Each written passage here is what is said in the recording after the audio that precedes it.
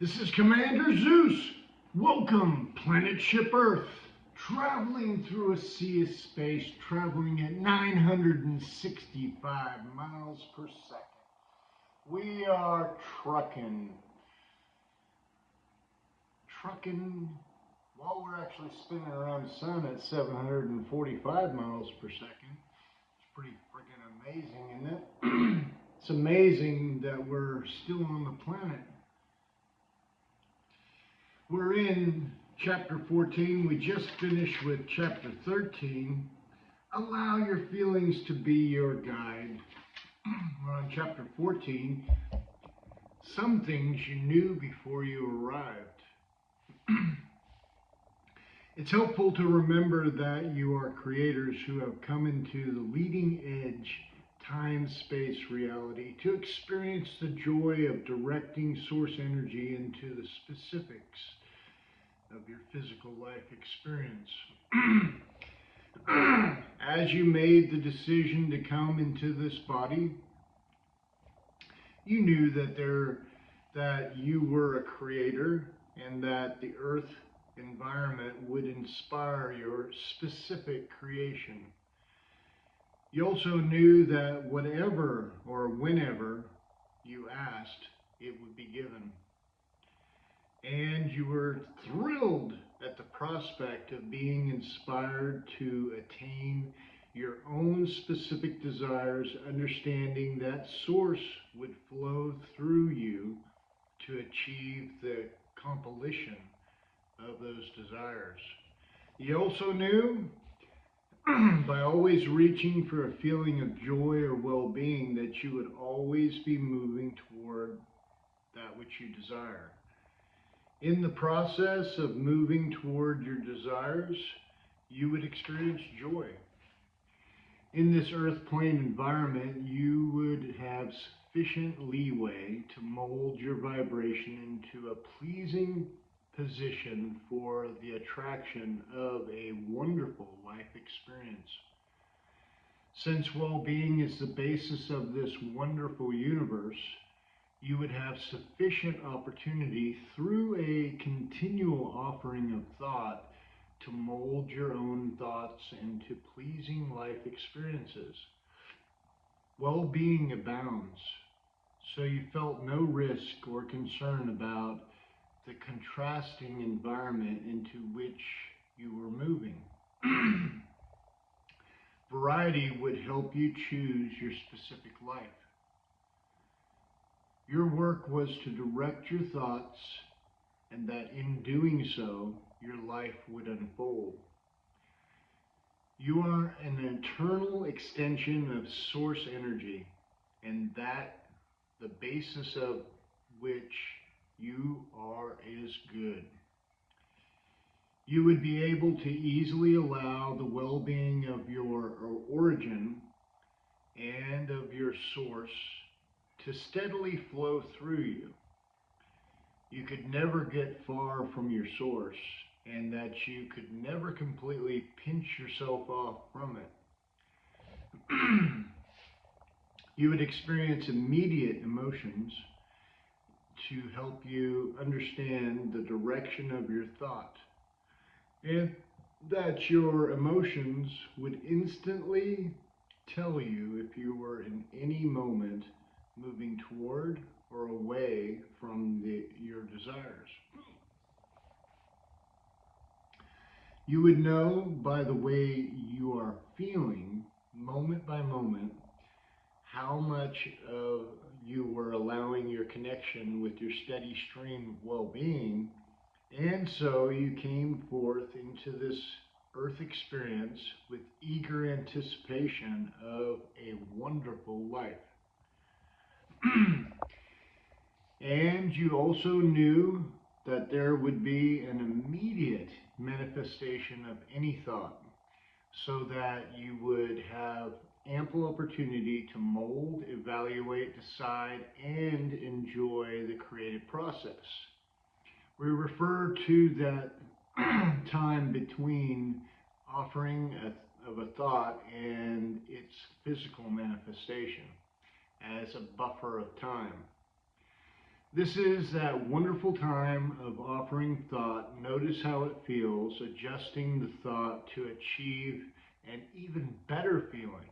And then, in an attitude of absolute expectation, enjoying the gentle, steady unfolding of anything and everything that you have concluded as your desires. If I know so much, how come I'm not successful?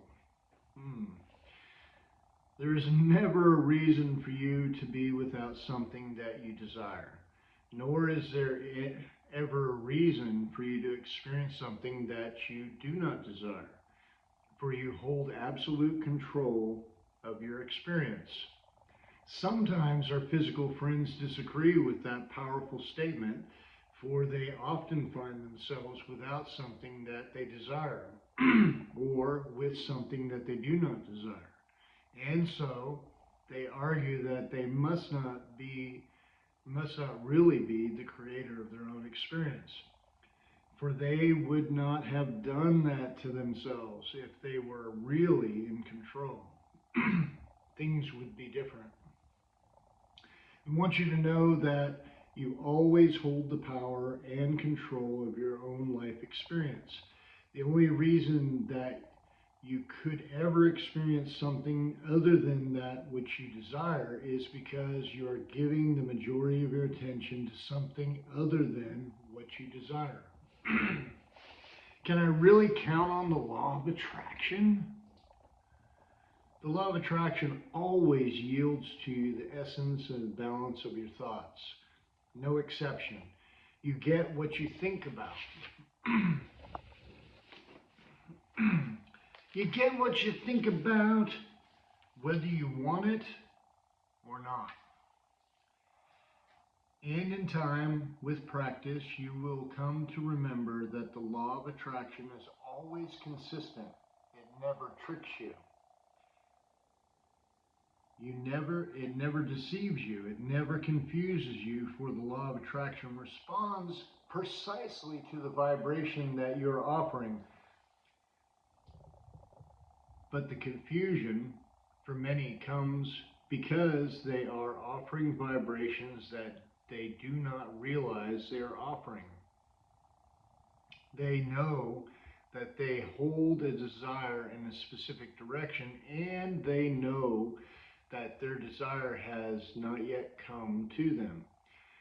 But what they often do not realize is that they are offering the majority of their thoughts in opposition to their desire.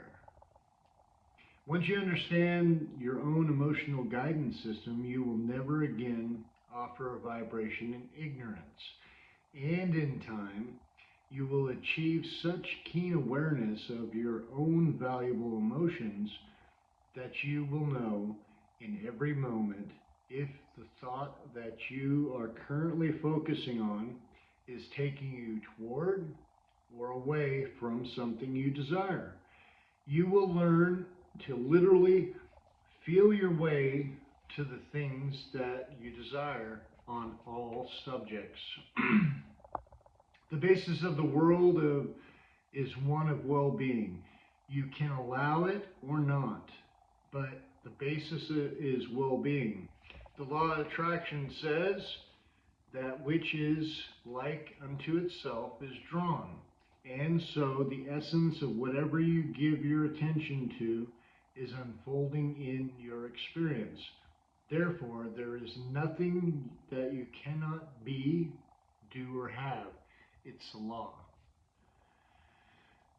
But I can't get to San Diego from Phoenix. So if all of this is true, and is absolute promise to you that it is true, then how is it that so many are experiencing so much of what they do not want? Consider this question. If I'm in Phoenix, Arizona, and it is my desired destination to be San Diego, California, how would I go about getting to San Diego? The answer to the question is easy to hear. No matter what your mode of transportation, by air, by car, or even by foot, if you will face in the direction of San Diego and continue to move in that direction of San Diego, then you must reach San Diego. If you head towards San Diego, but then lose your sense of direction and you head back towards Phoenix and then turn back around and again and head to San Diego, and then you get confused again and head back to Phoenix, you could potentially spend the rest of your life experiencing just moving back and forth. And you could conceivably never arrive in San Diego. But because of your knowledge of direction and with the help of road signs and other travelers, it is not logical that you would remain forever lost in the Arizona desert, unable to find your way to San Diego. The 400-mile trip between the two cities is easily understood, and the idea of making the trip is completely believable. And if it were your desire to make the trip, you would find a way to do so. We want you to understand that the trip between whatever you are on any subject and where you desire to be is easily attainable, as the trip from Phoenix to San Diego. Once you understand how to discern where you are along the way, for example, the things that make it seem more difficult to travel, from financial insolvency to financial abundance, is that you have not been aware when you are turned around and headed in the opposite direction. And the only reason that your trip has not taken you from no relationship to the perfect, fulfilling, rewarding relationship you desire is that you have not been aware of the power of your thoughts and words that were taking you back to Phoenix. You clearly understand all of the factors involved in transporting yourself from Phoenix to San Diego, but you do not understand the factors involved in transporting yourself from sickness into fabulous health. From the absence of a relationship you have wanted to be to the fulfillment of this wonderful relationship, or from barely scraping by financially to having the freedom to do the things that you really want to do. Once you understand the clarity of your emotions provide, you will never again not know what you're doing with your current thought. You will always be aware of whether you are in this moment moving toward or away from your intended goal or desire. Your awareness of the way you feel will give you the clarity you have been seeking. And you will never be lost in the desert again. Once you have the knowledge that you are moving in the direction of your desires, you may begin to relax a little bit and enjoy the fantastic journey. So, the next reading is going to be chapter 15. You are a perfect yet expanding being in a perfect yet expanding world, in a perfect yet expanding universe. Isn't that fantastic? Lesson number 14. I love it. And I love everybody that's on this channel, and I appreciate you, and please give me a shout out. And if you find any value to this, please share it with your friends and family.